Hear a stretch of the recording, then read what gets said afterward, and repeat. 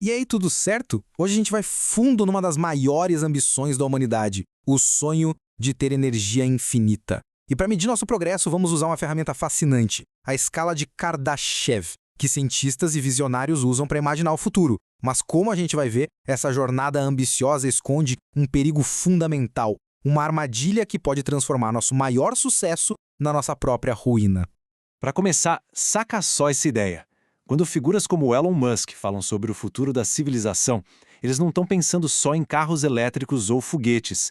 A coisa é em escala cósmica. Para ele, a escala de Kardashev não é ficção científica, não. É quase um roteiro, uma forma de medir se a humanidade está mesmo avançando para um futuro com energia de sobra. Então, o que é exatamente essa escala que captura a imaginação dessa galera? Bom, ela basicamente nos dá um jeito de classificar civilizações não pela cultura ou política, mas por uma coisa muito mais básica, o domínio sobre a energia. É como se fosse uma régua cósmica para medir o progresso. Olha, isso aqui não é invenção de agora, não. Foi proposta lá em 1964 pelo astrofísico Nikolai Kardashev.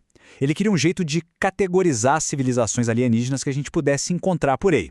A lógica por trás é bem simples. Quanto mais avançada uma civilização, mais energia ela precisa para alimentar suas tecnologias.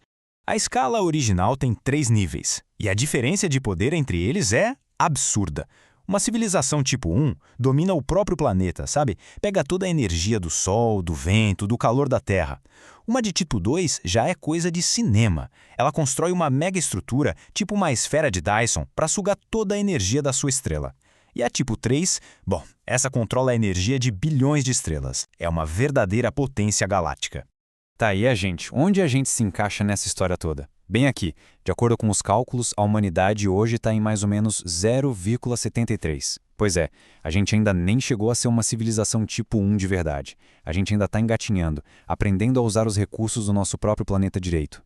E aqui que o negócio fica sério. Sair de 0,73 e chegar em 1,0 não é um passinho, é um salto gigantesco. A gente está falando de aumentar em 10.000 vezes o nosso consumo de energia. Imagina só, a quantidade de painéis solares, de usinas de fusão, parece o paraíso, né? Energia limpa e abundante para todo mundo, mas tem um problema. E é nesse ponto que a história dá uma virada. O sonho da energia infinita bate de frente com uma lei fundamental do universo, uma lei que a gente simplesmente não pode ignorar e que quase nunca entra na conta quando falamos de energia limpa. A pergunta que a gente tem que se fazer é essa. E se a gente conseguir? E se a gente criar um mundo com fusão nuclear e painéis solares super eficientes sem emitir 1 grama de carbono? O que poderia dar errado? A resposta, pasmem, está na termodinâmica. Essa é a chave de tudo. A segunda lei da termodinâmica é clara. Nenhuma transformação de energia é 100% eficiente. Pensa no motor de um carro, no supercomputador, até no nosso cérebro. Tudo que usa energia libera uma parte dela como calor. Simplesmente não tem como escapar disso. E quando a gente multiplica esse efeito pela escala de uma civilização inteira, aí a gente cai no que podemos chamar de armadilha térmica. O calor gerado pela nossa própria civilização, mesmo vindo de fontes limpas, começa a se acumular. E veja bem, não estamos falando de gases de efeito estufa que prendem o calor do Sol. Estamos falando do calor que nós mesmos geramos, aquecendo o planeta de dentro para fora. E quão rápido isso pode se tornar um problema existencial? A resposta é o que mais choca. A escala de tempo não é de milênios, nem mesmo de vários séculos. Pois é. O físico Thomas Murphy calculou que, com uma taxa de crescimento de energia bem modesta, de só 2,3% ao ano, algo que qualquer economia sonha em ter, o calor que a nossa civilização produz se tornaria a principal causa do aquecimento global em cerca de um século. Ele passaria na frente do impacto que os gases de efeito estufa causam hoje. E as consequências disso são bem sinistras. O problema não é mais a poluição, é a própria atividade, é o nosso sucesso. A gente começaria a literalmente cozinhar o nosso próprio planeta. O calor das cidades, das indústrias, das tecnologias poderia levar a temperatura a um ponto em que a vida, como a gente conhece, se tornaria insustentável. Então já era? Estamos condenados? O sonho de ser uma civilização tipo 1 é, na verdade, um beco sem saída? Não necessariamente. A solução talvez não seja gerar menos energia, mas redesenhar por completo o sistema que usa essa energia. A solução está nas nossas cidades. A gente precisa começar a enxergar as cidades não só como um lugar onde as pessoas moram, mas como a principal tecnologia da nossa civilização. Elas são a grande máquina que transforma a energia bruta em tudo que a gente valoriza. Inovação, cultura, progresso. É a nossa macrotecnologia urbana.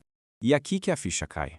O grande desafio para alcançar o tipo 1 não é um problema de engenharia de usinas. O verdadeiro gargalo é que nossas cidades foram projetadas com a mentalidade do século XX. Elas simplesmente não conseguem processar a densidade de energia de uma civilização tipo 1 sem superaquecer e entrar em colapso. Pensa bem, nossas cidades hoje funcionam de forma linear. A gente pega energia, usa e joga o calor fora como se fosse lixo.